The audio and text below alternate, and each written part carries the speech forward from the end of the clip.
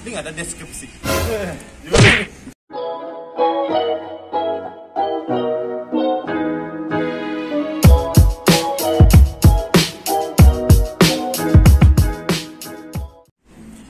Halo teman-teman semuanya, kembali lagi di channel David 19. Kami selalu berdoa agar teman-teman semuanya selalu dalam keadaan sehat dan baik. Dan terima kasih banyak untuk teman-teman yang senantiasa selalu mendukung channel kami. Di episode kali ini, kami akan melanjutkan penelusuran Das Fakerisan bagian kedua. Untuk teman-teman yang sudah melewatkan bagian pertama, bisa cek videonya, link ada di deskripsi. Oke, tanpa banyak basa-basi lagi, langsung aja kita cus. Oke teman-teman, sekarang kita sudah berada di jalan masuk menuju Pura Pegulingan. Jadi buat teman-teman yang mau berkunjung, ini sangat mudah ditemukan karena lokasinya benar-benar di pinggir jalan akses utama menuju Kintamani. Ya udah, langsung aja kita lanskui.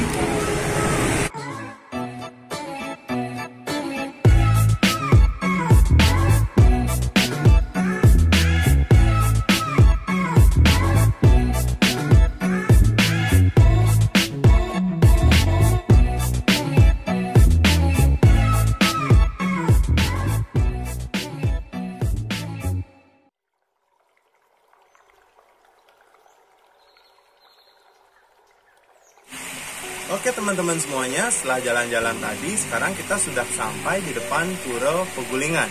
Nah, sebelum memasuki areal pura, seperti biasa kami mengingatkan untuk teman-teman semuanya agar memperhatikan sopan santun dalam berpakaian. Yaitu setidaknya memakai kaman.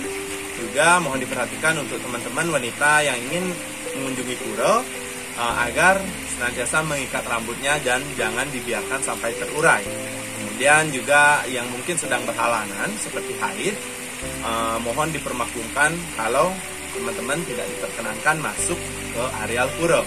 Jadi bisa tetap melihat-lihat dari jabo atau bagian luar pura. Terima kasih. Sekarang kita langsung aja masuk ke bagian jabo tengah pura.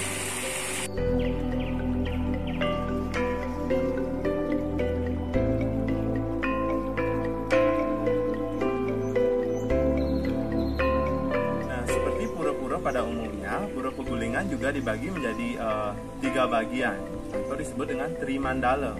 Nah, diantaranya ada Nista Mandala, jadi bagian Jabo Pura atau luar pura. Di sana terdapat wantelan, juga panggungan, ya, itu berhubungan dengan upacara ke segara atau ke laut. Kemudian ada tower air. Nah, dulu tower air ini biasa digunakan oleh warga setempat untuk mengambil air, namun karena sekarang sudah disediakan air pump di rumah masing-masing, sekarang towernya sudah tidak digunakan lagi. Kemudian setelah Jabo Sisi, kita masuki Jabo Tengah Pura, di mana saya sedang berdiri sekarang. Nah, di Jabo Tengah ada beberapa bangunan yang seperti Apit Lawang, kemudian ada Balegong, di tempat orang menabuh iringan musik saat upacara. Ada balai lantang, pesucian atau perantenan, atau juga disebut dengan dapur. Ya, ini adalah tempat masak atau juga persiapan untuk sarana prasarana saat diadakan upacara. Kemudian juga ada Pura Mas Ceti. Nah, Pura Mas Ceti ini dikhususkan untuk pemujaan kepada Dewi Sri atau Dewi Kesuburan. Ini biasanya dijaga atau pertanggungjawabkan oleh para petani di desa Basangambu.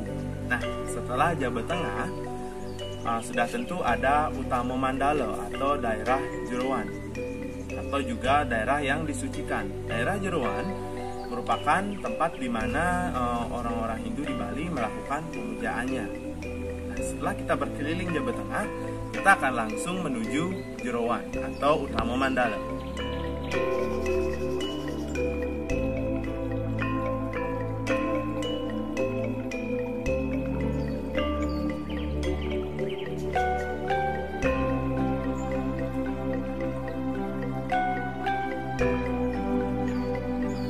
Kemudian di Utama Mandala atau Jeroan atau areal yang disucikan ada beberapa wangunan. Namun yang paling menarik dan menonjol sekaligus juga sebagai salah satu wangunan utama atau bangunan utama di Pura Pegulingan yang disebut dengan Padmasana Astadala. Jadi bangunan yang memiliki dasar segi 8. Kemudian dari bentuk fisiknya memiliki keterkaitan yang sangat erat dengan pengaruh Buddha atau Siwa Buddha di Bali. Kemudian selain Padmasana Astadala juga ada bangunan yang disebut dengan Balai Pawedan Pingit. Nah, bangunan ini biasanya sangat menciri khaskan bangunan di pura-pura yang ada di Das Pakerisan. Selain itu ada juga Meru Tumpang Lima, kemudian ada Gedong Sari, Pengaruman, dan juga bangunan-bangunan lainnya. Pura Jempana Manik atau yang dikenal dengan Pura Pegulingan telah dibangun pada akhir abad ke-11 di era kepemimpinannya Raja Masula Masuli yang juga bergelar Betara Mahaguru Dharma Utangga Warmadewa.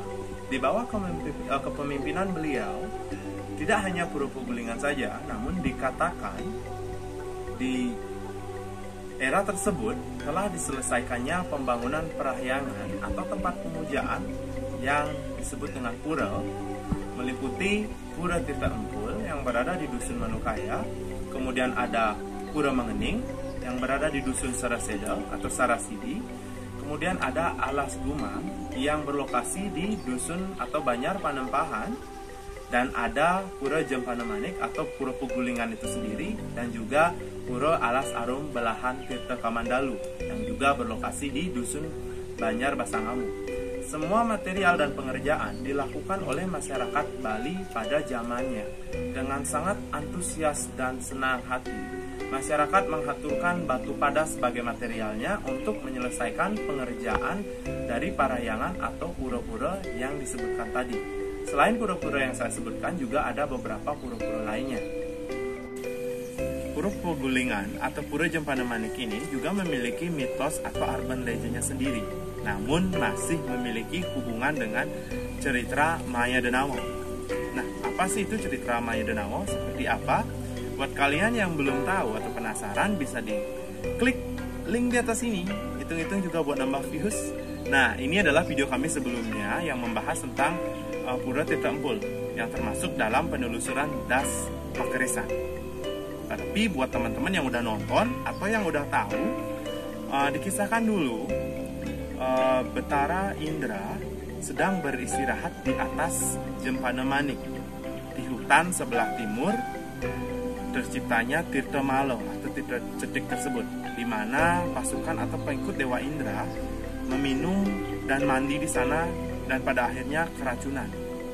Nah, inilah asal mula dari Pura Tirta Empul. Namun kita kembali ke Pura Pegulingan, utusan dari Dewa Indra yang selamat akhirnya berlari dan melapor kepada Betara Indra bahwa pasukan beliau telah keracunan Tirta Malo atau Tirta Cetik.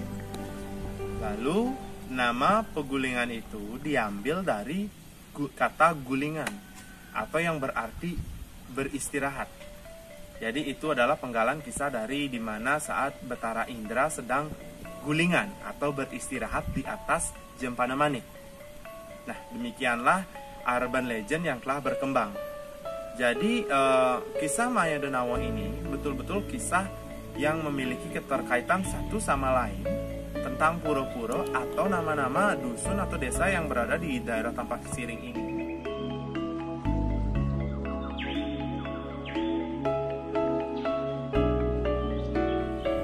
Membahas kembali tentang dibangunnya Pura Pegulingan, kita harus flashback ke tahun 1983. Ini dimana saat masyarakat dusun atau Banjar Basangamu sedang melakukan perbaikan pada Padmasana atau bangunan Padmasana yang masih kuno akan digantikan dengan bangunan atau bangunan yang baru dan besar. Kala itu masyarakat sedang menggali, dan secara tiba-tiba mereka menemukan beberapa arca dan fragmen-fragmen Buddha. Semakin dalam masyarakat menggali, akhirnya mereka menemukan pondasi bersegi 8. Dengan terjadinya hal ini, penggalian pun atau pembangunan ini dihentikan. Setelah dihentikannya penggalian, pimpinan desa adat atau bendesa adat Dusun Basangamu akhirnya berinisiatif untuk melaporkan penemuan tersebut ke kantor Swaka Peninggalan Sejarah dan Purbakala Bali yang saat ini dikenal dengan BP3. tim dari sana pun langsung melakukan peninjauan lanjutan tentang Pura Pegulingan. Terkait dengan hal tersebut, peninggalan ini merupakan hal yang sangat penting. Oleh karena itu, tim dari kantor BP3 akhirnya melakukan rapat dengan pimpinan atau tokoh-tokoh di desa Basangabu untuk melakukan pengkajian atau penelitian lanjutan tentang penemuan di Pura Pegulingan tersebut. Akhirnya penggalian dilanjutkan oleh tim dari kantor BP3. Nah, adapun temuan-temuan dari penggalian tersebut, beberapa diantaranya berupa arca Buddha, relief Ghana, kemudian ada juga seperti arca orang yang sedang mengendarai singa. Selain itu juga ditemukan materai tanah liat yang berformulakan YT mantra dengan huruf pranagari berbahasa Sanskerta yang menguraikan tentang ajaran-ajaran agama Buddha Mahayana tentang ajaran Dharma. Nah, selain temuan tersebut juga ditemukan miniatur stupa atau padmasana yang berukuran kecil. Di bagian tengah dari fondasi ini terdapat seperti pintu kecil. Nah, di dalamnya ada atau ditemukan arca Buddha yang terbuat dari emas yang berukuran sekitar 5 cm dan lebarnya 1 cm lebih atau hampir 2 cm ya kira-kira, dan lempengan emas yang berbentuk telur bertuliskan formula YT mantra juga. Nah, pada bagian tengah di mana ditemukan arca Buddha emas pada miniatur tersebut juga terdapat ukiran gajah, dua ekor gajah yang menghimpit sebuah gapura. Nah, ini juga diterjemahkan di mana gajah yang berarti asti ini memiliki nomor 8, sementara gapura itu 9. Jadi bisa diartikan 8, 9, 8. Gajah, gapura, dan gajah yang satunya lagi. Ini kemungkinan tahun dibangunnya Candi Pegulingan ini, yaitu 898 atau bisa dibilang pada abad ke-9. Juga dari huruf-huruf yang digunakan bisa diperkirakan juga kalau memang Candi Pegulingan ini telah dibangun pada abad ke-9 yang itu bersamaan juga dengan dibangunnya Pura Tirta Empun. Namun belum dapat dipastikan karena tidak ditemukan tulisan-tulisan atau prasasti yang menyebutkan pembangunan atau tahun pembangunan secara pasti dari Candi Pegulingan tersebut. Nah, dari pembahasan tersebut mungkin bisa saya simpulkan kalau tahun Saka 898 atau abad ke-9 ini merupakan kali pertama dibangunnya Candi Pegulingan ini. Kemudian abad ke-11 atau di akhir abad ke-11 pada era Raja Mesula-Mesuli, kemungkinan saat itu adalah penyelesaian dari parahyangan atau pura atau tempat pemujaan tersebut dibangun. Candi Pegulingan atau Pegulingan. Nah, menurut yang pernah saya dengar atau sepengalaman saya, Pegulingan ini merupakan singkatan kata dari Pegu dan Linggam. Pegu itu sendiri, bila dicari di Google bisa dicek, Pegu itu merupakan nama kota yang saat ini dikenal dengan nama Bago di Myanmar. Nah, Myanmar ini sendiri merupakan salah satu kota atau negara yang memiliki sejarah perkembangan Buddha yang sangat besar. Sementara kata Linggam atau Lingga bisa diartikan dengan tempat atau pemujaan, tempat pemujaan. Jadi saya menyimpulkan kemungkinan Pegu Linggam ini merupakan nama yang diambil dari orang-orang Pegu yang kemungkinan menyebarkan agama Buddha di Indonesia dan khususnya di Bali, tepatnya lagi di Dusun Basangabu. Itu adalah bisa dibilang analisa ya yang pernah saya alami atau pernah saya dengar sebelumnya. Nah, demikianlah tadi teman-teman kunjungan kita di Pura Jempada Manik atau Pura Pegulingan ini. Dari episode ini akan kami tutup dengan pembelajaran yang kami dapatkan di mana Pura Pegulingan ini memiliki sejarah dan nilai yang sangat kental akan pengaruh Siwaistik atau Hindunya dan percampuran dari pengaruh Buddha. Yang dilihat dari sini oleh kami adalah di mana leluhur kita dari dulu sudah berhasil mempersatukan perbedaan hingga akhirnya bisa dipraktikkan dengan damai hingga saat ini. Jadi, seperti negara Indonesia ini yang terbentuk dari berbagai etnis, suku, dan warna kulit yang berbeda. Namun, menurut kami, warna-warni itulah yang memperindah kehidupan kita. Jadi sudah sepatutnya sebagai generasi muda, kita harus selalu mengingat dan berusaha menjaga apa yang leluhur kita telah wariskan. Sekian dulu video atau episode dari penelusuran Das Pakirisan untuk episode kedua. Namun, kami belum selesai.